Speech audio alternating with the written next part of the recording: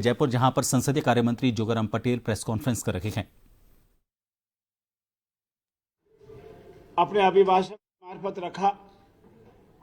राजस्थान के महामहिम मोदी ने हमारी सरकार के विजन, हमारी सरकार द्वारा एक वर्ष में और बजट के बाद करीब 5-6 महीने बाद जो ऐतिहासिक विकास के कार्य किए, उनका उनका अभिभाषण की मार्फत राजस्थान की जनता के समक्ष विधानसभा के पटल पर रखा। उनमें से मुख्य मुद्दों को यशस्वी मुख्यमंत्री जी ने आज के अपने ऐतिहासिक उद्बोधन में रखा और साथ ही साथ उन सारे विषयों का संक्षिप्त में विवरण भी किया जिनकी सरकार ने राजस्थान को आने वाले अमृतकाल में विकसित व समृद्ध बनाना है। हिंदुस्तान के क्षेत्र के लिहाज से, सभी राज्यों के लिहाज से सर्वश्रेष्ठ, प्रगतिशील, समृद्ध और विकसित राज्य बनाना है। मित्रों, एक विषय मैं आपके संज्ञान में भी लाना चाहूँगा। आज राजस्थान के इस गरिमामय सदन का बहुत बड़ा ऐतिहासिक पृष्ठभूमि रही है। यहाँ शायद ही आज पहला मौका है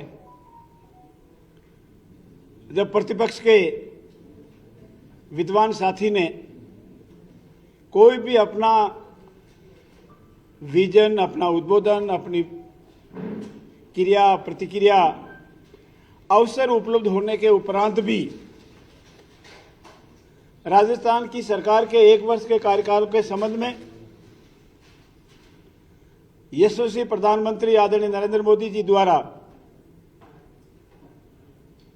आदरणीय केंद्रीय वित्त मंत्री जी द्वारा प्रस्तुत बजट के संबंध में और राजस्थान की सरकार द्वारा एक वर्ष में किए गए ऐतिहासिक कार्यों के संबंध में आपके समक्ष आकर के अनेक बातें कही, लेकिन उनकी आज हिम्मत नहीं हुई। इसीलिए हो हल्ला कर गरिमामय सदन पर एक ऐतिहासिक दबाव आज कांग्रेस के विधायकों ने, कांग्रेस दल ने रखा है। कोई मुद्दा होता, कोई विषय होता, तब तो बात समझ में आती। और जिस पूर्ण रूप से बेबुनियाद विषय को, फोन टैपिंग के विषय को रखा, जिसमें हमारी सरकार के गृह राज्य मंत्री ने, सरकार के अन्य जनप्रतिनिधियों ने जब आपके समक्ष स्पष्ट रूप से ये कथन कर दिया, सरकार का विजन रख दिया, सरकार की बात रख दी कि न तो किसी का फोन टैप हुआ है, न सरकार किसी का फोन टैप करती है और न करने का कोई विचार ही है, उसके बाद ऐसा विषय भी नहीं होना चाहिए। न उनके पास प्रूफ था, न उनके पास सबूत था। मात्र कल्पनाओं के आधार पर उन्होंने इस तरह का गैर जिम्मेदाराना रवैया आज विधानसभा के सदन में रखा। इतना ही नहीं, माननीय स्पीकर महोदय द्वारा उनको बार बार समझाने के उपरांत भी वो अपनी हठ धर्मिता से बाज नहीं आए। मेरे स्वयं द्वारा बार बार इस संबंध में उनसे इस बात की प्रार्थना की गई, हमारा ऐतिहासिक निर्णय आज नेता प्रतिपक्ष और सदन के नेता दोनों की अपनी बात होगी। राजस्थान की जनता सुने, आप भी जुड़ो, आप हमारी समालोचना करो, आलोचना करो, सुझाव दो, और आपकी आलोचना, समालोचना, सुझाव हमारे लिए विकास के लिए काम आते हैं। लेकिन जैसा सुनने में आया है, सत्य असत्य वो जाने, उनके ही एक वरिष्ठ नेता का ये आशय रहा होगा कि वो आदरणीय जूली साहब का भाषण आज होना नहीं देना चाहते थे, इसीलिए ऐसा उनके आपसी खींचतान का नतीजा भी है। मेरे आदरणीय मुख्य सचेतक महोदय ने भी उनसे 2 बार प्रयास किया, उनको समझाया कि देखिए, कोई विषय हो, नियमों में आकर कोई बात कहो, तो सरकार हर वक्त जवाब देने को तैयार है।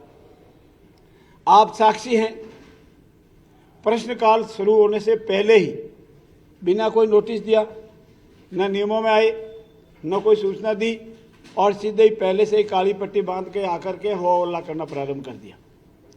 प्रश्नकाल के उपरांत माननीय स्पीकर महोदय द्वारा ये कहा गया कि आप हमारे चैम्बर में आइए, अपनी बात बताइए, तो भी नहीं गए।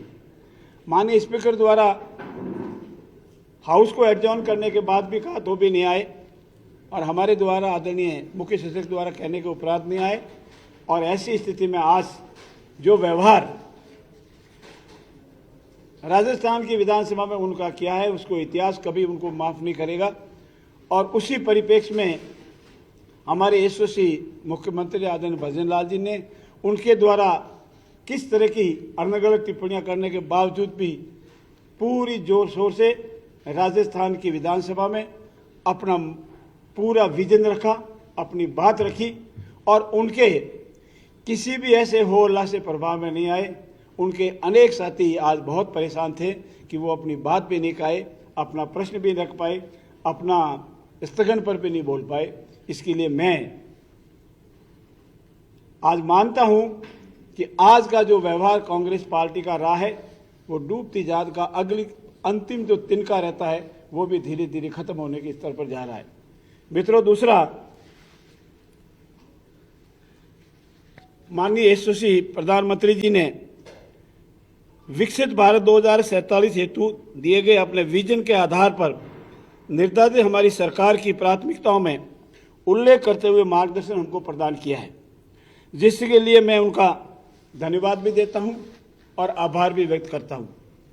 हमारी सरकार ने 1 वर्ष के कार्यकाल में, 1 वर्ष और लगभग जितना भी ज़्यादा समय हुआ और बजट से गिने तो जुलाई से वापस बजट आएगा तब तक जो कार्य किए हैं, ऐसे ऐतिहासिक कार्य इतिहास में शायद आज दिन तक नहीं हुए। उन्होंने एक आरोप लगाया, कांग्रेस के अध्यक्ष महोदय ने भी लगाया और अन्य लोगों ने भी लगाया कि केंद्रीय बजट में राजस्थान को कुछ भी नहीं मिला।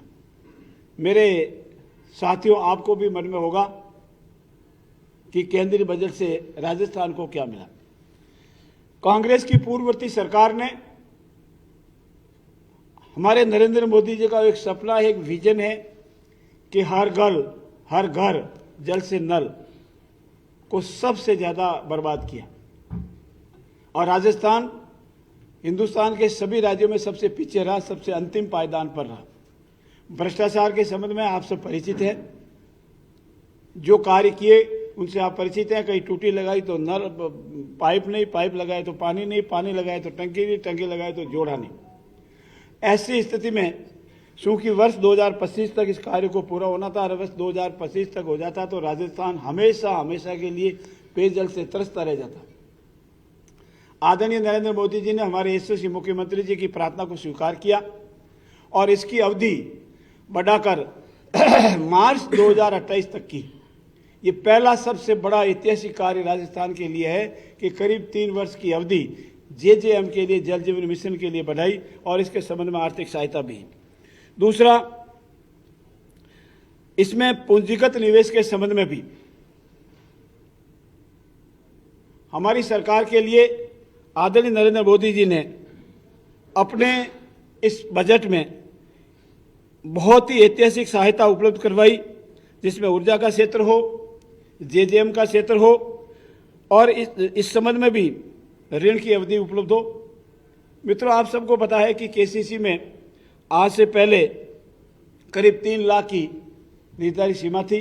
राजस्थान के 77 लाख काश्तकार इसे हमेशा लाभान्वित होते थे और इसको बढ़ा करके 5 लाख रुपए किया गया है। और यह भी हम सब के लिए और राजस्थान के परिप्रेक्ष्य में सबसे महत्वपूर्ण है, क्योंकि सबसे ज़्यादा लाभ अगर काश्तकार कहीं उठाते हैं तो वो राजस्थान में उठाते हैं। मित्रों, हमारे राजस्थान में गीग वर्कर्स भी बहुत है और 6 लाख करीब गीग वर्कर्स अपने असहाय जिंदगी को जी लेते। आदरणीय प्रधानमंत्री जी ने राजस्थान की इस प्रार्थना को ध्यान में रखते हुए पीएम जन आरोग्य योजना से जोड़कर ऐसे क्रांतिकारी निर्णय लिया है और उन सब को गीग वर्कर्स को 6 लाख करीब गीग वर्कर्स को अब असहाय की जिंदगी जीने की आवश्यकता नहीं रहेगी और उसके लिए भी ये कार्य जो किया है वो बजट में ऐतिहासिक है। हमारी जो बजट घोषणाएं थी उसकी क्रियान्विति आप सबके समझ में है। बजट घोषणा के दूसरे दिन ही सभी प्रभारी सेक्रेटरी को भेजा गया और तीसरे दिन प्रभारी मंत्रियों को भेजा गया और इस तरह उसका बहुत ही क्रियान्विति हुई। उसी का परिणाम है मित्रों कि उपचुनाव राजस्थान में उपचुनाव से पहले कांग्रेस के अनेक नेता गमछे लहराते थे, मोरिया बोलने की बात करते थे, लेकिन आज मैं उनको याद देता हूं वो मोरिया कहां बोल गए। 7 में से जहां तक मेरी जानकारी है 3 में कांग्रेस के प्रत्याशियों की जमानत जब्त हुई और एक भी बड़ी मुश्किल से जीत गया, उसका मार्जिन आप देख लें। इसलिए मैं आज उनको याद दिलाऊं कि मोरिया कहां बोल गए। वो ये कह रहे थे कि राजस्थान के जिलों में जो फेरबदल किया गया है, जिलों के संबंध में जो किया गया है उसमें ईंट से ईंट बजा देंगे, राजस्थान को हिला देंगे। आप सबके सामने है माननीय राजस्थान उच्च न्यायालय ने किस तरह की टिप्पणी उनके विरुद्ध की है और कल मैंने आपके समक्ष राजस्थान की विधानसभा के पटल पर ऐतिहासिक पृष्ठभूमि रखी है। पूरे काल के 50 साल के कार्यकाल में कांग्रेस ने एक भी जिला नहीं बनाया और हमने हमारे कार्यकाल में 6 जिले बनाए और इन जिलों का भी किस तरह वर्गीकरण किया, एक चीज आपके सामने रखी है। मित्रों, ये हमारा जो ऐतिहासिक कार्य हुआ है उसी का आधार पर हमारा वोट परसेंटेज भी बढ़ा है और हमें कांग्रेस के जो जीते हुए प्रत्याशी उसके स्थान पर हमें अपना सेवा का मौका दिया है। कांग्रेस के एक चीज मुख्य रूप से मैं आपको बताना चाहता हूं, कांग्रेस के 5 वर्ष के कार्यकाल में अंदर 4,01,048 घोषणाएं की गई थी, जिसमें से 1921 ही पूर्ण हुई और हमारी सरकार ने 1272 घोषणाएं की है, जिसमें से 297 घोषणाएं पूरी हो चुकी है और 448 के संबंध में एफएस भी हो चुका है, एएस भी हो चुका है और शीघ्र वित्त हो जाएगा। ऐसे अनेक महत्वपूर्ण बिंदु हैं जिसके आधार पर हम जनता के बीच में जा रहे हैं। हम फक्र के साथ कह सकते हैं कि इस सरकार ने ऐतिहासिक कार्य किया है और ऐतिहासिक कार्य के संबंध में हम लोग पुनः जनता के बीच में जाएंगे, जनता का आशीर्वाद लेंगे और आज जो हमारे को विधानसभा में सदस्य संख्या है उससे भी अधिक सदस्य संख्या के साथ पुनः विधानसभा में आएंगे। सरकार की और जनता की सेवा करने का हमें जनता मौका देगी। धन्यवाद।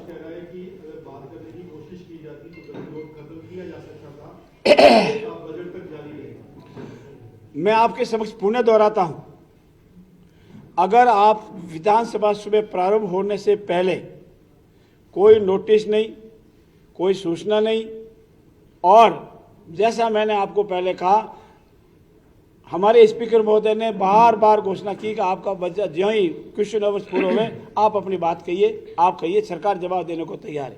तीसरा, जैसा मैंने कहा, हमारे मुख्य सचेतक महोदय 2 बार गए, मैं स्वयं गया, 3 बार हमने सिर्फ इस बात के लिए हाउस को थोड़ी देर के लिए एडजर्न कराया कि कोई बात हो जावे, सिर्फ उनकी आपसी खींचतान और आज प्रतिपक्ष के नेता का अगर भाषण नहीं हो जावे और किसी पूर्व में बोले गए नेता का भाषण दब जावे नहीं जावे, इसी कुछ षड्यंत्र के तहत आपसी खींचतान के तहत आज उनका कार्य रहा है। उनका हमारी तरफ से पूरे प्रयास हुए, उसमें किसी तरह की कोई कमी नहीं रखी गई है और हमारी जिम्मेवारी है कि सरकार सदन में आराम से सरकार अपना जवाब देवे और हमने जवाब दिया है। हमारा हमेशा प्रयास रहेगा कि सदन चले और हमने ये पूर्ण रूप से निष्ठा से